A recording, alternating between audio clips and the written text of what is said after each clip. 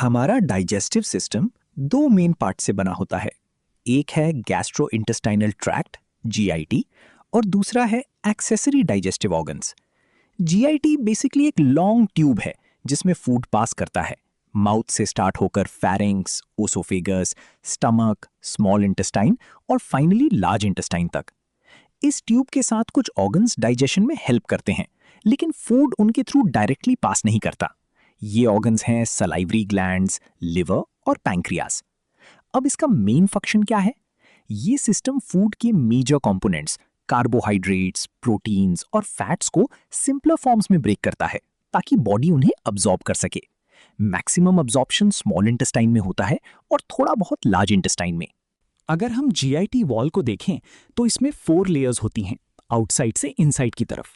Serosa, muscularis propria, submucosa और सबसे inner mucosa. Muscularis propria बहुत इंपॉर्टेंट है क्योंकि इसमें स्मूथ मसल्स की 2 लेयर्स होती हैं, आउटर लॉन्गिट्यूडनल और इनर सर्कुलर। इन दोनों मसल लेयर्स के बीच एक नर्व नेटवर्क होता है जिसे मायंटेरिक प्लेक्सस या ऑरबैक्स प्लेक्सस कहते हैं। ये मेनली गट की मूवमेंट को कंट्रोल करता है। नेक्स्ट लेयर सबम्यूकोसा में एक और नर्व नेटवर्क होता है जिसे सबम्यूकोसल प्लेक्सस या माइजनर्स प्लेक्सस कहते हैं, जो मेनली सिक्रीशन कंट्रोल करता है। जीआईटी के मसल्स रैंडम तरीके से कॉन्ट्रैक्ट नहीं करते। ये एक slow rhythmic electrical activity show करते हैं जिसे बेसिक इलेक्ट्रिकल रिदम या बीईआर कहते हैं। इसमें मेम्ब्रेन पोटेंशियल अप्रॉक्स -60 से -40 मिलीवोल्ट के बीच फ्लक्चुएट करता है।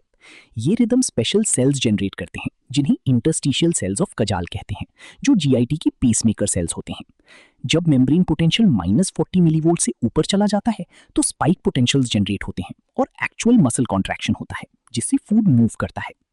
जीआईटी का अपना एक इंटरनल नर्वस सिस्टम होता है जिसे एंटेरिक नर्वस सिस्टम या ईएनएस कहते हैं। ये इंडिपेंडेंटली फंक्शन कर सकता है, इसलिए इसे सेकंड ब्रेन या गट ब्रेन भी कहा जाता है। इसमें मेनली 2 प्लेक्सस होते हैं। मायंट्रिक प्लेक्सस मूवमेंट और पेरिस्टॉल्सिस कंट्रोल करता है और सबम्यूकोसल प्लेक्सस सेक्रीशन कंट्रोल करता है। इसके अलावा जीआईटी को ऑटोनॉमिक नर्वस सिस्टम भी कंट्रोल करता है। सिंपैथेटिक नर्वस सिस्टम डाइजेशन और मोटिलिटी को डिक्रीज करता है, जबकि पैरासिम्पैथेटिक नर्वस सिस्टम डाइजेशन और मोटिलिटी को इंक्रीज करता है। डिफरेंट एनिमल्स फूड को पिक करने के लिए डिफरेंट प्रीहेंसाइल ऑर्गन्स यूज करते हैं। कैटल में टंग, हॉर्सेस में अपर लिप, डॉग्स और कैट्स में मेनली 4 लिम्स, शीप में क्लेफ्ट अपर लिप और पिग्स में पॉइंटेड लोअर लिप यूज होती है। जब फूड माउथ से स्टमक की तरफ जाता है, इस प्रोसेस को डेग्यूटेशन स्वॉलोइंग कहते हैं। इसका कंट्रोल सेंटर मेड्यूला ऑब्लोंगेटा में होता है। ओइसोफेगस में फूड मूवमेंट पेरिस्टॉल्सिस से होता है। अगर ये स्वॉलोइंग से इनिशिएट होता है तो इसे प्राइमरी पेरिस्टॉल्सिस कहते हैं। अगर फूड रुक जाए और ओइसोफेगस स्ट्रेच हो जाए तो सेकेंडरी पेरिस्टॉल्सिस स्टार्ट होता है। अब बात करते हैं सलाइवरी ग्लैंड्स की। 3 मेन टाइप्स होते हैं: पैरोटिड, सबमैंडिबुलर, सबमैक्सिलरी और सबलिंगुअल ग्लैंड्स। सबसे बड़ा ग्लैंड पैरोटिड ग्लैंड होता है। इनका फंक्शनल यूनिट सैलिवॉन होता है। सलाइवा सिक्रीशन का कंट्रोल सेंटर भी मेड्यूला ऑब्लोंगाटा में होता है। सलाइवा में एक एंजाइम होता है, सलाइवरी अमाइलेज, टाइलिन, लेकिन ये सिर्फ पिग्स, ह्यूमंस और रोडेंट्स में होता है। रूमिनेंट्स और हॉर्सेस में एब्सेंट होता है। अब आता है स्टमक। कुछ एनिमल्स जैसे डॉग्स, कैट्स, हॉर्सेस और पिग्स में सिंपल मोनोगैस्ट्रिक स्टमक होता है, जबकि रूमिनेंट्स में कॉम्प्लेक्स पॉलीगैस्ट्रिक स्टमक होता है। स्टमक में डिफरेंट ग्लैंड्स होते हैं: कार्डियक, फंडिक और pyloric glands. Cardiac glands mainly mucus secrete करते हैं जो स्टमक लाइनिंग को एसिड से प्रोटेक्ट करता है। फंडिक ग्लैंड्स कॉम्प्लेक्स होते हैं और मल्टीपल सेल्स कंटेन करते हैं। चीफ सेल्स पेप्सिनोजेन और रेनिन काइमोसिन प्रोड्यूस करते हैं जो मिल्क कोएगुलेशन में हेल्प करता है। Parietal oxyntic cells hydrochloric acid HCl और intrinsic factor Castle's intrinsic factor produce करते हैं। ये intrinsic factor vitamin B12 absorption ileum में के लिए एसेंशियल होता है। दूसरे सेल्स जैसे एंटेरोक्रोमैफिन सेल्स सेरोटोनिन प्रोड्यूस करते हैं और एंटेरोक्रोमैफिन लाइक सेल्स हिस्टामिन प्रोड्यूस करते हैं। पाइलोरिक ग्लैंड्स में जी सेल्स होते हैं जो गैस्ट्रिन हार्मोन सिक्रीट करते हैं, जो एसिड सिक्रीशन को स्टिम्युलेट करता है। Actually 3 main substances HCl secretion को स्टिम्युलेट करते हैं: एसिटाइल कोलिन, हिस्टामिन और गैस्ट्रिन। सेल्यूलर लेवल पर पैराइटल सेल्स की बीसोलैटरल साइड पर क्लोराइड बाइकार्बोनेट एक्सचेंजर होता है और एपिकल साइड पर हाइड्रोजन पोटेशियम एटीपीएस पंप जो HCl सिक्रीशन में हेल्प करता है। हाइड्रोक्लोरिक एसिड पेप्सिनोजेन को पेप्सिन में कन्वर्ट करता है जो स्टमक का मेन प्रोटीन डाइजेस्टिंग एंजाइम है। पेप्सिन का ऑप्टिमम पीएच अप्रॉक्स 1.8 से 3.5 होता है।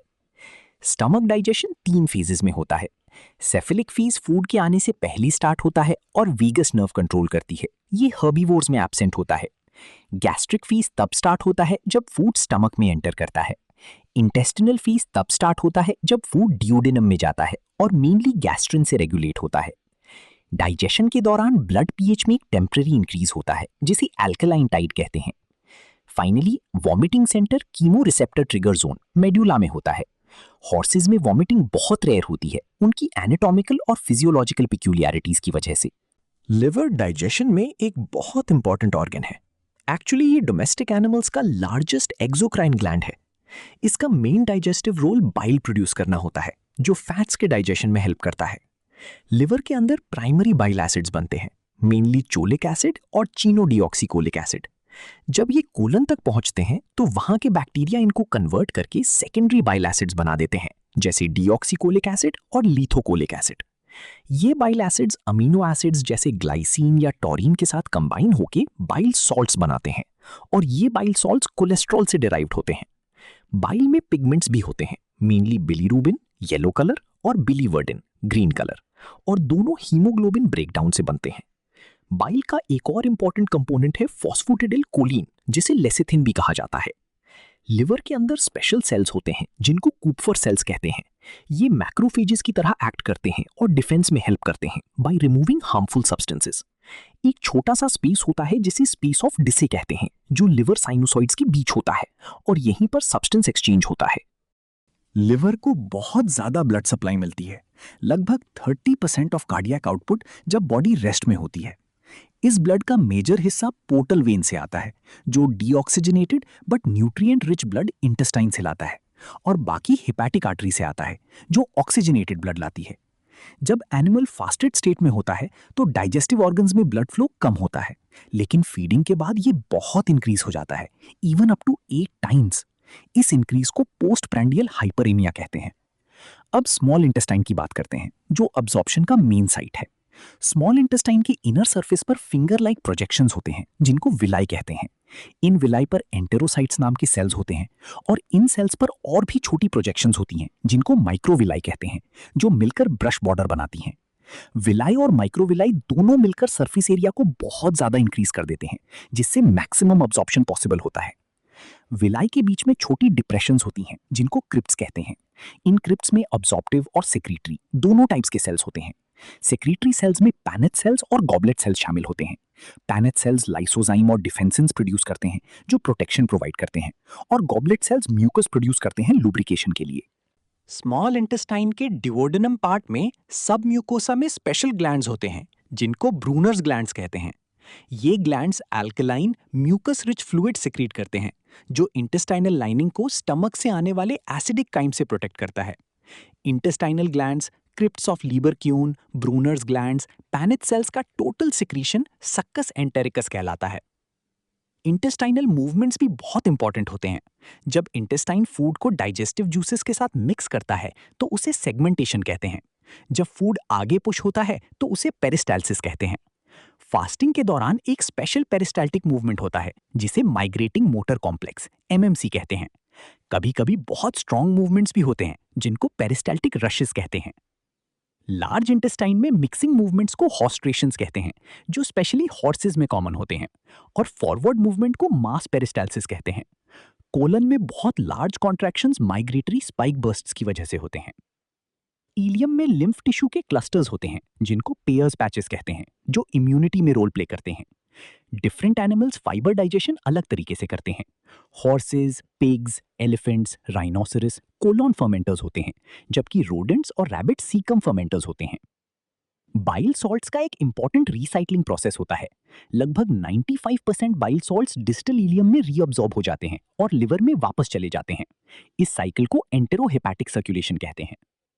विलाई के अंदर ब्लड फ्लो एक special counter current mechanism follow करता है, जहां ऑक्सीजन आर्टीरियोल से नियर बाय वेन्यूल्स में मूव करता है। इस वजह से विलस के टिप तक पहुंचते पहुंचते ब्लड में ऑक्सीजन लेवल सबसे कम होता है। अब गॉल ब्लैडर और पैनक्रियास की बात करते हैं। गॉल ब्लैडर बाइल को स्टोर और कॉन्सेंट्रेट करता है, और यहां बाइल लिवर से आने वाले बाइल से 10-20 टाइम्स ज्यादा कॉन्सेंट्रेटेड होता है। कुछ एनिमल्स जैसे horses, deer, elephants, giraffes, camels में गॉल ब्लैडर प्रेजेंट नहीं होता। पैनक्रियास का एक्सोक्राइन पार्ट पैनक्रियाटिक एसिनाई से बना होता है, जो डाइजेस्टिव एंजाइम सिक्रीट करते हैं। पैनक्रियाटिक अमाइलेज कार्बोहाइड्रेट्स को डाइजेस्ट करता है और पैनक्रियाटिक लाइपेज फैट्स को डाइजेस्ट करता है। एक हेल्पर प्रोटीन कोलीपेज लाइपेज को इफेक्टिवली काम करने में हेल्प करता है। प्रोटीन डाइजेस्टिंग एंजाइम्स पैनक्रियास से इनएक्टिव फॉर्म में रिलीज होते हैं, जिनको जाइमोजेंस कहते हैं, जैसे ट्रिप्सिनोजेन, काइमोट्रिप्सिनोजेन, प्रोकार्बोक्सीपेप्टाइडेज। ये सेल्फ डाइजेशन को प्रिवेंट करता है। ट्रिप्सिनोजेन को ट्रिप्सिन में कन्वर्ट करता है एक एंजाइम एंटेरोकाइनेज या एंटेरोपेप्टाइडेज, जो ड्यूडेनल म्यूकोजा से सिक्रीट होता है। फिर ट्रिप्सिन बाकी एंजाइम्स को एक्टिवेट करता है, जैसे काइमोट्रिप्सिन और कार्बोक्सीपेप्टाइडेज। ट्रिप्सिन और काइमोट्रिप्सिन एंडोपेप्टाइडेजेस होते हैं, इंटरनल बॉन्ड्स कट करते हैं, जबकि कार्बोक्सीपेप्टाइडेज एक्सोपेप्टाइडेज होता है, एंड से अमीनो एसिड्स रिमूव करता है। पैनक्रियाटिक सिक्रीशन 3 फेजेस में होती हैं। Cephalic phase vagus nerve stimulation की वजह से होता है, गैस्ट्रिक फेज गैस्ट्रिन की वजह से होता है, और इंटेस्टिनल फेज तब स्टार्ट होता है जब एसिडिक चाइम ड्यूडेनम में आता है और मेनली सेक्रेटिन और कोलेसिस्टोकाइनिन यानी सीसीकी से कंट्रोल होता है। अब गैस्ट्रोइंटेस्टिनल हार्मोन्स की बात करते हैं, जिससे जीआईटी बॉडी का लार्जेस्ट एंडोक्राइन ऑर्गन बन जाता है। स्पेशल सेल्स जिनको एंटेरोएंडोक्राइन सेल्स कहते हैं, ये हार्मोन सिक्रीट करते हैं। गैस्ट्रिन जी सेल से स्टमक में सिक्रीट होता है और ये हिस्टामीन रिलीज को स्टिमुलेट करता है, पेप्सिनोजन सिक्रीशन बढ़ाता है, हाइड्रोक्लोरिक एसिड सिक्रीशन इंक्रीज करता है और इंट्रिंसिक फैक्टर सिक्रीशन भी स्टिमुलेट करता है। कोलेसिस्टोकाइनिन यानी सीसीके इंटेस्टाइन के आई सेल से रिलीज होता है और एंटेरोकाइनेज प्रोडक्शन को स्टिमुलेट करता है, पैनक्रियाटिक एंजाइम सिक्रीशन बढ़ाता है और गॉल ब्लैडर कॉन्ट्रैक्शन करवाता है ताकि बाइल रिलीज हो सके। सिक्रीटिन एस सेल से रिलीज होता है जब एसिडिक चाइम इंटेस्टाइन में आता है। ये पैनक्रियास को बाइकार्बोनेट रिच फ्लूइड रिलीज करने के लिए स्टिमुलेट करता है और लिवर से बाइल सिक्रीशन भी इंक्रीज करता है। गैस्ट्रिन रिलीजिंग पेप्टाइड जी सेल्स को स्टिमुलेट करता है गैस्ट्रिन प्रोड्यूस करने के लिए। वासोएक्टिव इंटेस्टाइनल पेप्टाइड यानी वीआईपी एसिटाइल कोलिन की एक्शन को सलाइवरी ग्लैंड्स पर इनहैंस करता है और बर्ड्स में प्रोलैक्टिन रिलीजिंग फैक्टर की तरह एक्ट करता है। गैस्ट्रिक इनहिबिटरी पेप्टाइड यानी जीआईपी, जिसे ग्लूकोज डिपेंडेंट इंसुलिनोट्रोपिक पॉलीपेप्टाइड भी कहते हैं, के सेल से रिलीज होता है और पैनक्रियाटिक बीटा सेल से इंसुलिन सिक्रीशन को स्टिमुलेट करता है। मोटेलिन फास्टिंग के दौरान रिलीज होता है और माइग्रेटिंग मोटर कॉम्प्लेक्स यानी एमएमसी को स्टिमुलेट करता है। ग्रेलिन स्टमक से प्रोड्यूस होता है और इसे हंगर हार्मोन कहते हैं, क्योंकि ये एपेटाइट बढ़ाता है और ग्रोथ हार्मोन रिलीज भी स्टिमुलेट करता है। GLP-1 और GIP को मिलकर इंक्रेटिन्स कहते हैं, क्योंकि ये इंसुलिन सिक्रीशन इंक्रीज करते हैं। दूसरी तरफ लेप्टिन फैट सेल से प्रोड्यूस होता है और इसे सेटिएटी हार्मोन कहते हैं, जो एनर्जी बैलेंस कंट्रोल करता है और हंगर को रिड्यूस करता है। रूमिनेंट एनिमल्स जैसे कैटल, शीप और गोट्स का स्टमक एक स्पेशल टाइप का होता है जो 4 चेम्बर्ड होता है। ये 4 कंपार्टमेंट्स हैं, र्यूमन, रेटिकुलम, ओमैसम और एबोमैसम। इनमें से र्यूमन, रेटिकुलम और ओमैसम को नॉन सेक्रेटरी पार्ट्स कहते हैं, क्योंकि ये मेनली फर्मेंटेशन और फूड प्रोसेसिंग में हेल्प करते हैं, जबकि एबोमैसम सेक्रेटरी पार्ट होता है और ट्रू स्टमक की तरह फंक्शन करता है। र्यूमन और रेटिकुलम मिलकर एक बड़ा फर्मेंटेशन चेंबर बनाते हैं, जिसे फर्मेंटेशन वैट भी कहते हैं, जहां माइक्रोब्स फूड को ब्रेक डाउन करते हैं। बर्थ के टाइम इन कंपार्टमेंट्स का साइज डिफरेंट होता है। र्यूमन प्लस रेटिकुलम सिर्फ लगभग 31% होते हैं, जबकि एबोमैसम सबसे बड़ा होता है, अबाउट 61%, और ओमैसम लगभग 8% होता है। जैसे जैसे एनिमल ग्रो करता है, ये प्रोपोर्शन चेंज हो जाता है। एडल्ट में र्यूमन प्लस रेटिकुलम डोमिनेंट हो जाते हैं, अबाउट 69%, और एबोमैसम रिड्यूस होकर लगभग 23% रह जाता है। स्टमक का सबसे आगे वाला या क्रीनियल पार्ट रेटिकुलम होता है। ये स्फेरिकल शेप का होता है और सबसे छोटा कंपार्टमेंट होता है। ओइसोफेगस का ओपनिंग रेटिकुलम में कार्डिया के थ्रू होता है। र्यूमन और रेटिकुलम के अंदर फूड पार्टिकल्स कंटिन्यूअसली मिक्स और फॉर्मेंट होते रहते हैं, और फाइब्रस मटेरियल तब तक यहीं रहता है जब तक वो बहुत छोटा, यूजुअली लेस देन 2 मिलीमीटर ना हो जाए। नेक्स्ट कंपार्टमेंट है ओमासम, जो किडनी शेप्ड होता है और इसे मैनी प्लाइज या बुचर्स बाइबल भी कहते हैं, उसकी फोल्डेड स्ट्रक्चर की वजह से। ये फर्मेंटेशन में माइनर रोल प्ले करता है, लेकिन एब्जॉर्प्शन के लिए बहुत इंपॉर्टेंट है। ये वाटर और इलेक्ट्रोलाइट्स एब्जॉर्ब करता है। यहाँ chloride ions volatile fatty acids यानी VFAs के एब्जॉर्प्शन में इंपॉर्टेंट रोल प्ले करते हैं, और ओमासम में क्लोराइड हाई और बाइकार्बोनेट लो होता है कंपेयर टू रूमेन और रेटिकुलम। लास्ट कंपार्टमेंट है एबोमासम, जो ट्रू स्टमक कहलाता है। ये प्रोटीन डाइजेशन का मेन साइट है। न्यूबॉर्न एनिमल्स में ये सबसे बड़ा कंपार्टमेंट होता है। ये हाइड्रोक्लोरिक एसिड यानी HCl और पेप्सिन सिक्रीट करता है, बिल्कुल मोनोगैस्ट्रिक स्टमक की तरह। ये लाइसोजाइम भी सिक्रीट करता है, जो बैक्टीरियल सेल वॉल्स को ब्रेक करता है। इसका pH काफी एसिडिक होता है, अराउंड 2 to 3, और ये रेगुलर कॉन्ट्रैक्शंस दिखाता है, अप्रॉक्स 2.25 टाइम्स पर मिनट। यंग सकलिंग एनिमल्स में एक स्पेशल स्ट्रक्चर होता है जिसे रेटिकुलर ग्रूव कहते हैं। ये ईसोफेगस से डायरेक्टली एबोमासम तक एक पैसेज बनाता है, बाईपासिंग रूमेन और रेटिकुलम। ये इसलिए इंपॉर्टेंट है क्योंकि मिल्क को डायरेक्टली एबोमासम में जाना चाहिए प्रॉपर डाइजेशन के लिए। इस मैकेनिज्म को रेटिकुलर ग्रूव रिफ्लेक्स कहते हैं। कुछ सब्सटेंसेस जैसे कॉपर सल्फेट, लैम्स और सोडियम बाइकार्बोनेट कार्ब्स इस ग्रूव को क्लोज करने में हेल्प करते हैं। कुछ एनिमल्स जैसे कैमल्स, लामाज, अल्पैकाज और ग्वानाकोस को स्यूडो रूमिनेंट्स कहते हैं। इनमें यूजुअली ओमासम एब्सेंट होता है। इन एनिमल्स में VFA absorption 3 to 4 times faster होता है, और ये ब्लोट से रिलेटिवली कम अफेक्टेड होते हैं कंपेयर टू ट्रू रूमिनेंट्स। कभी कभी अगर रूमेन एनवायरनमेंट डिस्टर्ब हो जाए तो एक प्रोसेस यूज होता है जिसे ट्रांसफॉर्मेशन कहते हैं। इसमें हेल्दी एनिमल का रूमेन फ्लूइड माइक्रोब्स के साथ अफेक्टेड एनिमल में ट्रांसफर किया जाता है ताकि नॉर्मल फंक्शन रिस्टोर हो सके। सलाइवा रूमिनेंट्स में बहुत इंपॉर्टेंट रोल प्ले करता है। कैटल लगभग 60 to 160 litres per day saliva produce करते हैं, जबकि sheep approx 6 to 16 litres per day. Ruminants में मल्टीपल सलाइवरी ग्लैंड्स होते हैं, parotid, submandibular, sublingual, inferior molar, palatine, buccal और फैरिंजियल ग्लैंड्स। कुछ glands watery, strongly buffered saliva produce करते हैं, जैसे पैरोटेड, जबकि कुछ म्यूकस रिच सलाइवा प्रोड्यूस करते हैं। रूमिनेंट सलाइवा अल्कलाइन होता है, pH अप्रॉक्स 8.1, क्योंकि इसमें बाइकार्बोनेट और फॉस्फेट आयंस होते हैं। इसका मेन फंक्शन रूमेन में फर्मेंटेशन से बने एसिड्स को न्यूट्रलाइज या बफर करना है। अब समझते हैं रूमेन के अंदर फर्मेंटेशन। रूमेन एक एनारोबिक एनवायरनमेंट है, यानी ऑक्सीजन एब्सेंट। यहाँ माइक्रो ऑर्गेनिजम्स कार्बोहाइड्रेट्स को ब्रेक करके वॉलेटाइल फैटी एसिड्स यानी एसिटेट, प्रोपियोनेट और ब्यूटेरेट प्रोड्यूस करते हैं। ये VFAs रूमिनेंट्स की टोटल एनर्जी रिक्वायरमेंट का अप्रॉक्स 70 to 80% प्रोवाइड करते हैं। फर्मेंटेशन टाइप के हिसाब से इन एसिड्स का रेशियो चेंज होता है। सेल्यूलोज रिच डाइट में रेशियो होता है अप्रॉक्स 75:15:10, यानी acetate, propionate, ब्यूटेरेट। Starch rich diet में प्रोपियोनेट इंक्रीज होता है, giving approx 70:25:5। Acetate milk fat synthesis के लिए इंपॉर्टेंट है। प्रोपियोनेट ग्लूकोज प्रोडक्शन का मेन सोर्स है, और ब्यूटेरेट रूमेन लाइनिंग की डेवलपमेंट और हेल्थ के लिए इंपॉर्टेंट है। अब्जॉर्प्शन के ऑर्डर में ब्यूटेरेट सबसे ज्यादा अब्जॉर्ब होता है, फिर प्रोपियोनेट और फिर एसिटेट। अब्जॉर्प्शन के बाद ब्यूटेरेट बॉडी में बीटा हाइड्रोक्सी ब्यूटेरेट में कन्वर्ट हो जाता है। रूमेन का pH बहुत इंपॉर्टेंट होता है। Slightly acidic pH VFA absorption के लिए फेवरेबल होता है।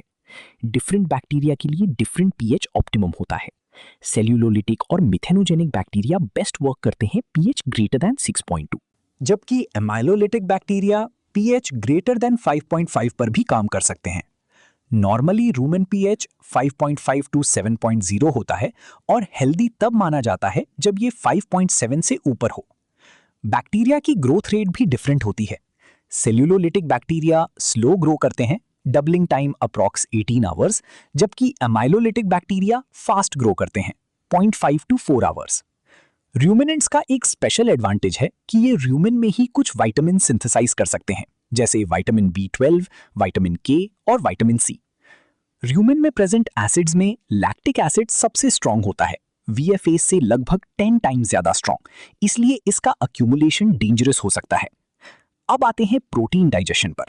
डाइटरी प्रोटीन का एक पार्ट रूमेन माइक्रोब्स तोड़ देते हैं, इसे रूमेन डिग्रेडेबल प्रोटीन या RDP कहते हैं, और जो पार्ट एस्केप कर जाता है उसे रूमेन अनडिग्रेडेबल प्रोटीन या RUP या बाईपास प्रोटीन कहते हैं। माइक्रोब्स प्रोटीन को तोड़कर फैटी एसिड्स, अमीनो एसिड्स और अमोनिया बनाते हैं। कुछ special branch chain fatty acids isovalerate, isobutyrate और two methyl butyrate amino acids leucine, valine और आइसोल्यूसीन से बनते हैं। रूमिनेंट्स अमोनिया को यूज करके high quality microbial protein synthesize कर सकते हैं।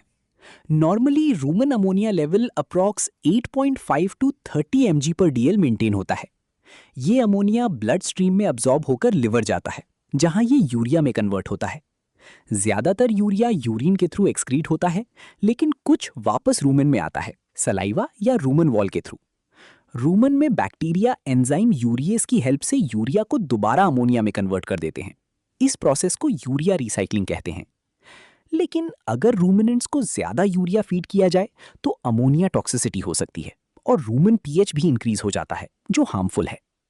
तो ओवरऑल रूमिनेंट डाइजेशन एक हाईली स्पेशलाइज्ड और एफिशिएंट सिस्टम है, जहां माइक्रोब्स सेंट्रल रोल प्ले करते हैं, जो फाइब्रस प्लांट मटेरियल को एफिशिएंटली यूज करके उससे एनर्जी, प्रोटीन और एसेंशियल न्यूट्रिएंट्स में कन्वर्ट कर देते हैं। अब बात करते हैं कि रूमिनेंट्स में फैट्स कैसे डाइजेस्ट होते हैं। रूमन के अंदर माइक्रोब्स डाइटरी लिपिड्स को ब्रेक डाउन करते हैं एंजाइम्स जैसे लाइपेजेस, एस्टरेजेस और फॉस्फोलाइपेजेस की हेल्प से। इस डाइजेशन के major end products volatile fatty acids होते हैं, जो एनर्जी प्रोवाइड करते हैं। रूमन में एक बहुत इंपॉर्टेंट प्रोसेस होता है जिसे बायोहाइड्रोजिनेशन कहते हैं।